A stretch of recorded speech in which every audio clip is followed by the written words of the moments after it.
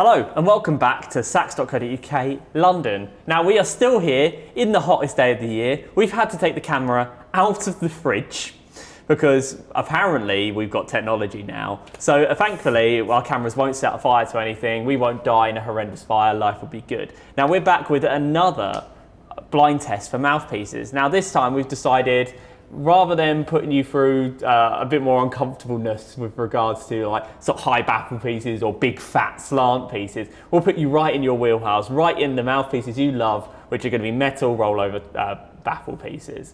So pretty much exactly what you're used to already playing. So we've got 5 examples ready to go for you to get you sort of excited and going. So, Jim, have you melted yet? I've melted.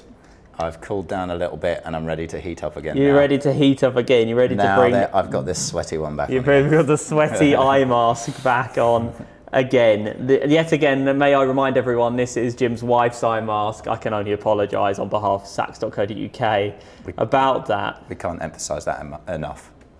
Yeah, exactly. Exactly. Oh, right.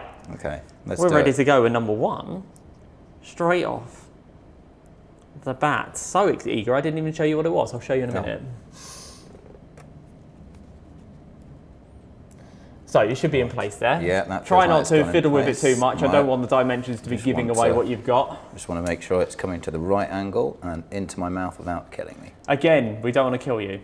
Not today, There we go. anyway. All right, here we go.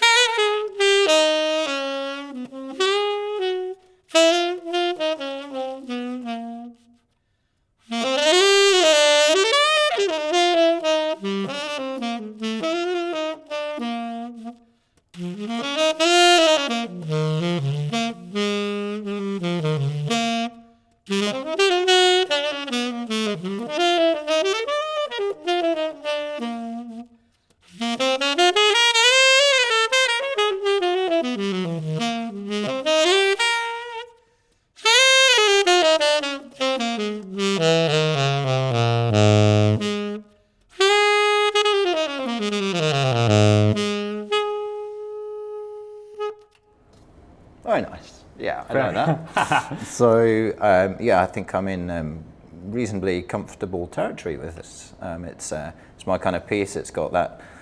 I always use this word, but it applies so kind of heavily on the tenor, particularly. Nice core sound to a nice kind of fat core sound there, with little bits of fluffiness around the edge.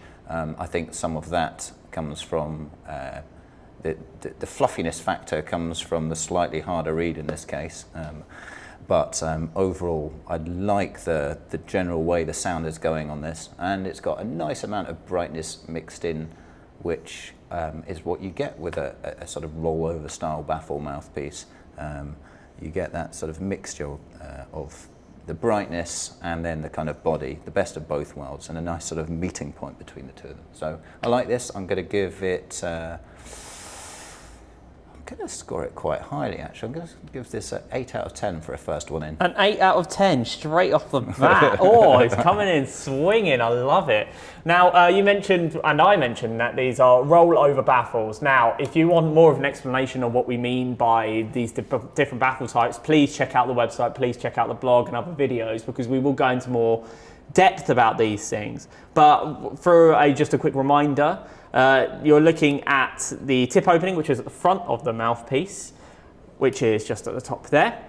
And then you've got the chamber, which just sits in here. And basically the gap in between there would be where the baffle is. Now the rollover baffle means it just rolls into the chamber. So you don't have too much mass in there. You don't have too much of a mass there. In fact, I didn't show you this mouthpiece. I apologise for that. There you go. Now you know. I got too eager, I got too excited. Give the viewers what they want. I love these mouthpieces, I can't help it. And then you get, as you said, this really nice mix of, you get a nice bit of zip, a nice bit of brightness, but fundamentally you get this big fat core sound, which we should be feeling on all of these. Ah. And this is well up your street, isn't it? This sort of style. Yeah, no, I like these mouthpieces. This is kind of where I feel comfortable in this territory, yeah. Yeah, we've been punishing you with big tubby mouthpieces and high baffle pieces. As brilliant as they are, they're just not quite your cup of tea. Yeah. So, do you know what? I think you deserve it. It is a hot day. Well, thank you. You're more than welcome. I like to treat you good. Yeah, you do. Now, mouthpiece number 2 right, is just on there for you. Okay, thank you.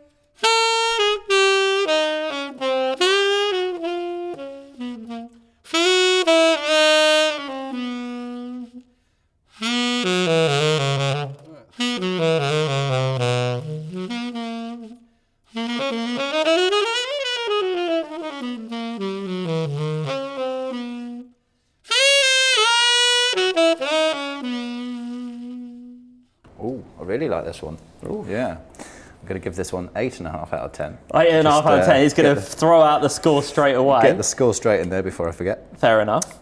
So this one, just really a kind of extension of that last one. A similar kind of deal. There's a lot to push against and get into tonally wise. It's sort of one of those mouthpieces you just want to keep playing it because you enjoy the sound of it. I didn't really mention this on the high baffle video piece that we did, but it's worth pointing out now. But dependent upon the style of mouthpiece that's in front of you, it sort of pushes you in a certain direction, a tonal kind of area. For me, this really pushes me in a sort of jazz style. I just want to play the jazz stuff when this is on. But I tried just kind of pushing the sound a little bit at the end there just to see if the sound can kind of rip as well, which will allow you to play in kind of more sort of funky R&B style. So it's got that as well, but at its heart, it's a real kind of a jazz mouthpiece, isn't it? You can hear that in the sound, sort of fatness of sound there. Just something to lay back into. So I like that idea that you can kind of like sit in the kind of fatness and the texture of the piece, and then when you need to, you can push it, as opposed to the other way around where naturally it's very bright and then you need to kind of layer off to find the kind of darker side. You get more high baffle pieces. Yeah, I find it a lot easier to push towards brightness than to that try and fight brightness. Yeah, come back the other way, exactly. So that's what I'm getting with this. So I really enjoy this piece, and I'm not quite sure what it is at the moment, but I would quite happily spend some more minutes kind of tinkering around with this one. A nice 8.5 out of 10. It's a big scoring round so far. Okay. It's big scoring round. Now, these sort of rollover style, baffled tenor pieces, especially metal tenor pieces, well, I'm just showing you the previous mouthpiece we just tried there. Again, I got too eager and decided not to show you. But they sometimes get called sort of Florida style mouthpieces, and that's after the sort of 50s, 60s, 70s Florida Otterlings. Yes.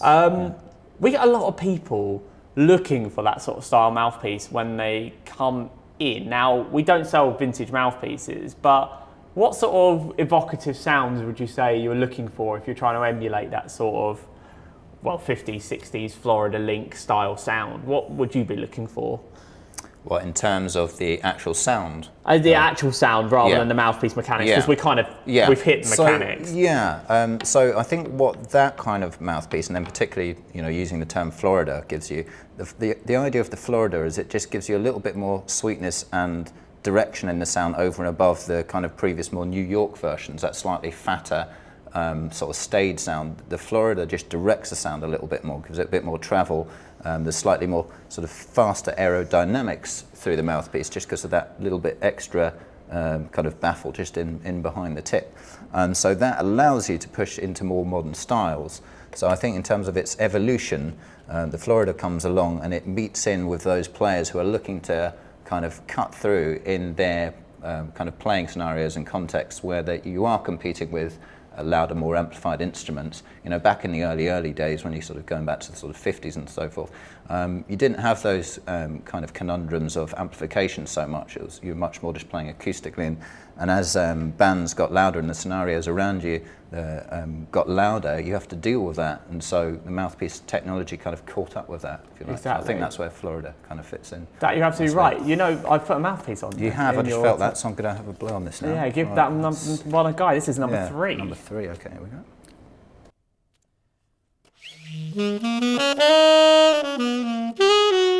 I think my reed's dried up in that whole spiel I did just there. Oh. Give it a nice warm up.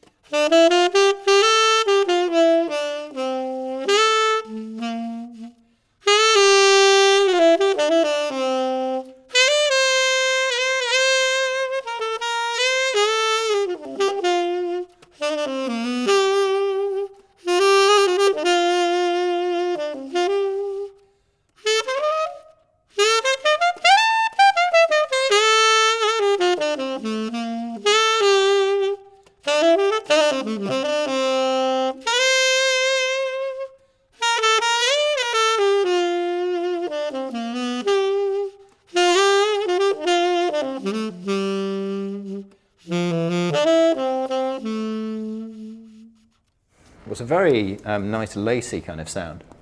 It's a little bit hard work for me at the moment. Again, maybe a little bit of a reed thing, but there's a lot of resistance with this one. So if you're just looking for a full fat sound without much of the push and the kind of edge on the top, then this is great. Ballads sound lovely. I struggled a little bit there with kind of losing my way with some of the riffs, and I think that can happen if you're not quite connecting with the sound. This is my excuse now. No, we've all got them. If you don't quite, if you're Never sort blame of yourself. fiddling around, you can't quite connect with the sound, then you can kind of just lose the thread a little bit. Whereas when you've got a more of a juicy connection of sound and the sound is flowing through, it's easier to play those lines. So for me, that extra resistance in there just kind of slows down the playing style a little bit. So for me, a little bit too resistant. So I'm going to score this a little bit lower. I'm going to go at 6.5 using 6.5 decimalisation again. Fair enough. I'm enjoying the decimalisation. I like it. It's giving us a nice specificity. Yes, yeah, lots of specificity. I knew at the moment I went for that word, it was like, that's not going to end well. But I do like the fatness and the laciness, to use my first adjective there. Yeah, no, definitely. It sounds lovely. I mean, not to blow your trumpet too much, but your top end tenor playing is just lush. And it makes me very happy. Now, as predominantly an alto player, I kind of struggle to get that really thick sound at the top. You talking kind of palm keys or? Palm keys, even beyond sort of top A, really. Okay. I make a passable sound, but I don't get a sound that I absolutely adore. Have you got any tips for the fellow aspiring tenor players out there that are looking to get that gym cheek sound? Well, okay, so moving away from gear for a minute, the overriding technique for just producing a nice open sound on saxophone, I always say starts with a breath down here, but often a stage of the sort of sound process that's missed out in the conversation is the throat, having a really open throat, and it's important to kind of continue with using an open throat when you go through the entire range of the instrument. So into the altissimo, just because we're going high, we don't want to kind of be fearful of that and kind of clamp up, which can be the tendency sometimes when people are trying to have a bash at that stuff. But instead you want to stay as open as possible around here. Nice open embouchure, open throat, and push from down here. That's pretty much it, really. Yeah, the idea is not to tighten up. It's you've got to stay loosey-goosey. You've got to stay loose, and you've got to stay loose around this area here as well. You don't want to be clamping up. Well, now I've put your pressure on. Now's it's example time, my friend. Right, okay. Here is number 4, already ready for you to go. So here we go. All right.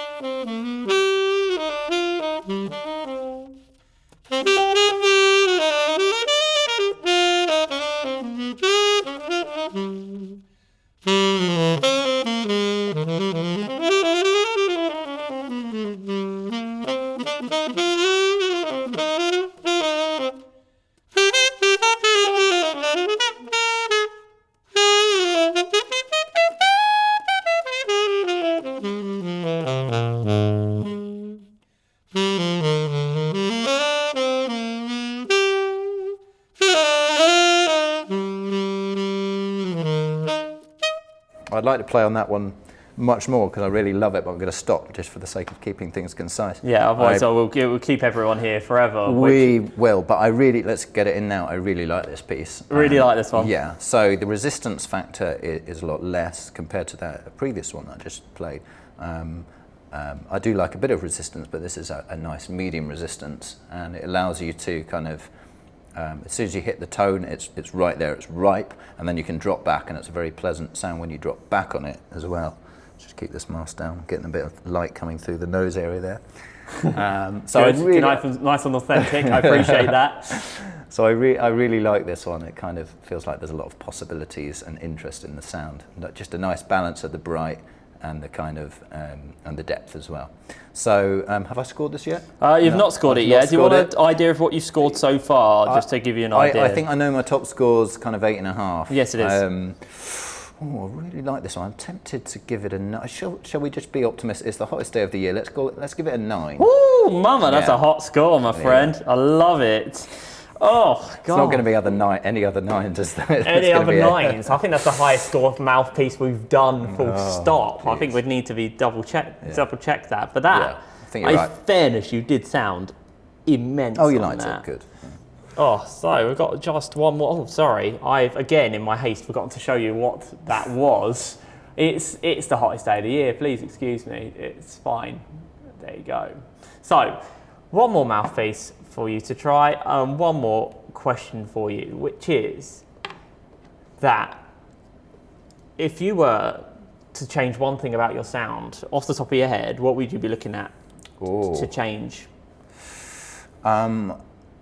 Sometimes, for my liking, I go overly bright in the second register. Okay. It's around kind of B flat, very specifically, actually. It's just something it's I good hear. To know. It's good to know. Yeah, no, you know, exactly. And I think it can be a read thing, and it can be a tiredness thing if I'm not practicing all the time, which I'm not. It's hard. It's hard work. But I just have to sort of have courage in my convictions, and when it comes down to it, when you put in the hard work and you start doing the consecutive sessions again, Monday, Tuesday, Wednesday, all the way through, you start to feel it comes back again. But I feel that if you stop doing that kind of little bit of practice or that regular practice, you need to, you start to feel a little bit of tightness around here. I mentioned the open throat. It might not be as open as you'd absolutely like. So I kind of put it down to just areas of the body kind of breaking down and not holding the full kind of openness that's required to produce the best sound. So there's always a logic to it. But yeah, specifically, sometimes if I'm just not playing enough, I can just go a little overly bright in certain areas, like the second register. That's fair. Well, you really caught me out with that question. I know. Well, it's one of those things. It's good to know where you need to improve. We're always improving. We've all got that stuff going on in our heads, haven't we? Well, I'll let you play number 5. Right, here we go. Now.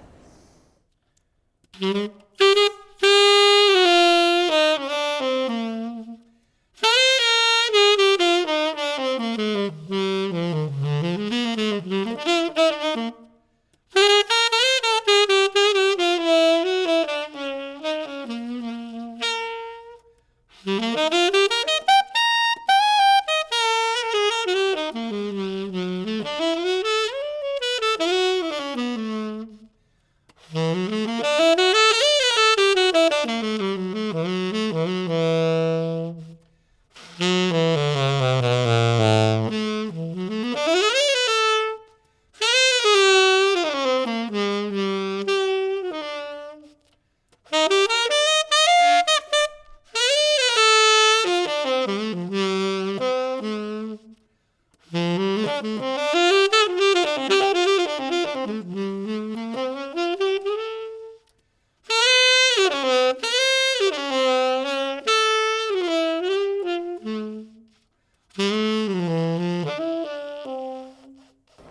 there because my lip's going, but I like It's given up now. It's given up. Lots of sax playing, that's what I like to hear.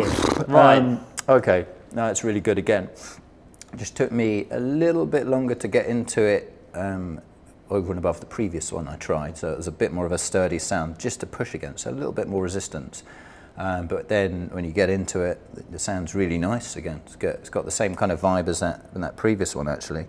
So same kind of characteristics, but just a little bit more kind of sturdiness to push against there. So I'm going to give this one, I'm going to give it an 8. An 8. Yeah. Fantastic. Well, let me just remove the last mouthpiece that you've tried just there, and then I'll let you unblindfold yourself, which will just be... Yeah, I'm used to this now. I'm going to get blinded, aren't I? Oh, go on.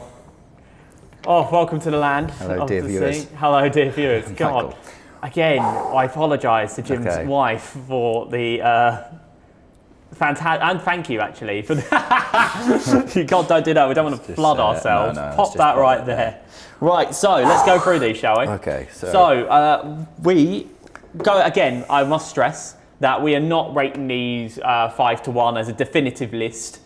These are just based on first impressions of playing them blindfolded. For anyone looking to buy them, I would strongly recommend you come in and try them. It's such a different experience when you try the mouthpiece. It's have it in your own mouth to give it a proper blow. Such a personal thing, isn't it? Exactly. So these are just based off of very quick impressions. So in 5th place, with a general feel of it's got the lacy sound, resistant, full fat sound, but it's just not got the edge. Yeah. Is the Retro Revival Florida, probably our most sort of, in inverted commas, accurate Florida version of the mouthpiece. That's interesting. Okay. Now, correct me if I'm wrong, but you play a Retro Revival mouthpiece at the moment. You play the New York style. I do. Okay, well, I remember playing this one, the one I just sort of described as lacy there. So my New York, actually, controversially, sounds actually a bit punchier than that one there, with a little bit less resistance. So I think we're probably starting to enter into some of those variations that you can get from mouthpiece to mouthpiece, which does happen. Yeah. So you know that's why it's important to come down and try these things, because when you find that mouthpiece that works for you, you found that mouthpiece, and that is the case with my New York Retro, which does feel a bit different to that. I can get the sort of consistency between them. You've got a bit of that laciness in the sound of my New York, but actually my New York, I wouldn't expect it to be this way around because it's a darker sounding mouthpiece, or made mouthpiece in this one. It's how that works, isn't it? But yeah, in this case it is actually, it's got a bit more punch and drive than that one there. So there you go. There we go. Find number 1. Now, so we've got to go next. We are going to, I'm sorry, I'm just scanning. Oh, so again, we've got a joint third. Joint third, you love a joint third. I seem to, don't I? Exactly, so let's go with the first one we tried. Fat core sound, a little bit of fluffiness, nice amount of brightness, which is the Morgan Fry Super Vintage. Mm-hmm. Now these are made in the UK, which is very, very exciting. Yeah. So Morgan Fry makes fantastic mouthpieces, and this is just another example of a great mouthpiece he makes. Yeah, I love it. Yeah, it's a great mouthpiece. It's another thing that's worth noting is, again, we've got this sort of fluted, how would you describe it, side on the side there? Oh, yeah. Because the idea is that, again, it does come with its own ligature, which, again, we've removed just for the sake of consistency and consistency on this. But Morgan makes terrific mouthpieces. This plays great. And if you're looking for that, it's got a really lovely, traditional sort of fat sound. Maybe not enough...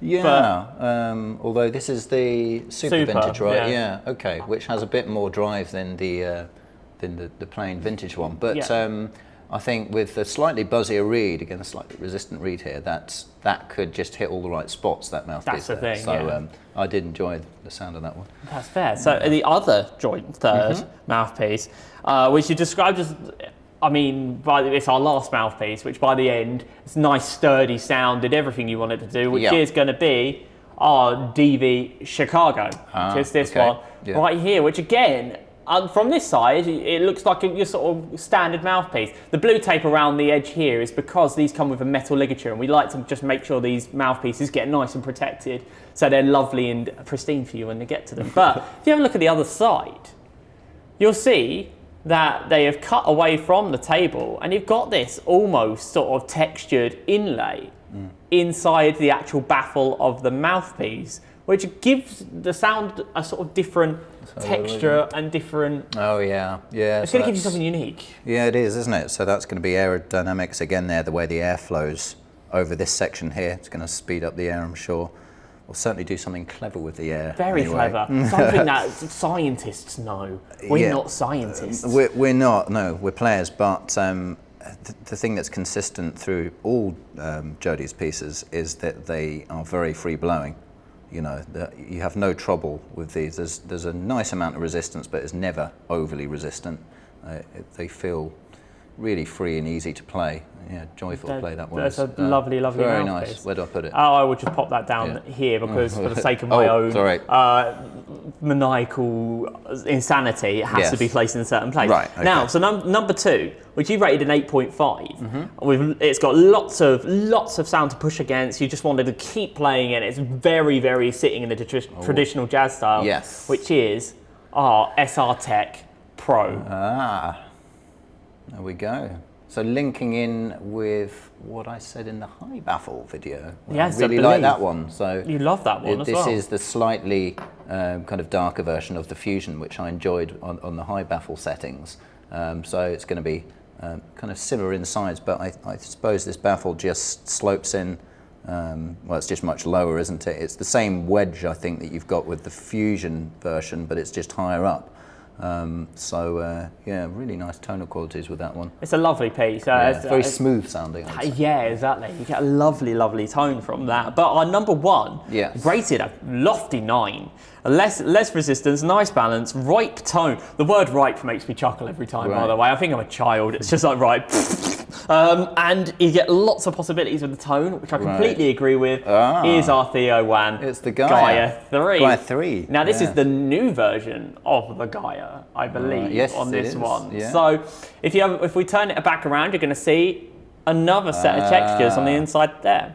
All about aerodynamics. It's a sort of bit of a theme with this test, isn't there? We've got some more grooves going on, but this time going from left to right here. And that's about aerodynamics again, speeding the airflow up here. Actually, I think Theo mentioned sucking the air inwards to the inside of the mouthpiece. They're so researched. They are so really researched, but whatever it is, whatever the scientific and technical spiel is, it's the way it plays, and this one was just sort of effortless, nice amount of resistance, could do all the sounds I wanted it to do. You know, it had that kind of core and fatness. Theo's going to be pleased with this, isn't he? Oh, of course he is. He's going to love it. And then the sound would just ping out as well at the same time. So, yeah. It's a great mouthpiece. Very, very worthy of the number 1 slot in this situation. Now, that's it. That's the end of this video. We're done. We're done. Medium bright mouthpieces. Exactly that. So please like, share, subscribe. Share it with everyone that you think would love saxophone videos, or people with very white pasty legs, whatever they're into, it's fine. And we thank you so much for, stop looking. Thank you so much for watching and listening today. We'll see you soon.